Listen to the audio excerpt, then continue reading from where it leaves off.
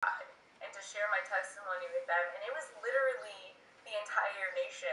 I mean, we went, as soon as I got there, I had speaking engagements at churches, at like town centers, and I didn't even get to unpack my suitcase. That's how crazy it was. Like, literally, we would get to one town, and then I didn't sleep. I couldn't sleep because my time clock Right. was all messed up.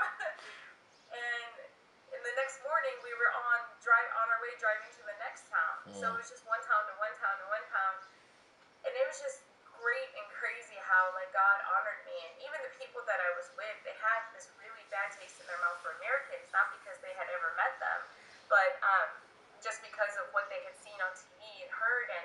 And so I was able to even show them God, because the guy who said he was a Christian, that wanted me to come out there to speak, was like, I know that we're Christians and I know that you're Christian based, but could you kind of keep God not so much like at the front line of your story? Wow. And I was like, yeah, no, that's not gonna work. Yeah, that doesn't happen. Yeah.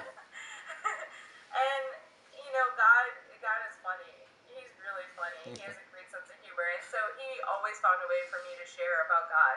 Um, and you know, there was no way that I was going to keep it out of my story, because God is the center of my life and the center of that story. And so it worked out. Like, even in the last speaking engagement, I was blown away because at the end of it, they stood up and gave me a standing ovation. I was like, God, look at how you're honoring me right now. Wow. Excuse me. It was just crazy. It's been like a crazy whirlwind of emotion and everything else. I'm losing my voice now. That's okay. That's all right.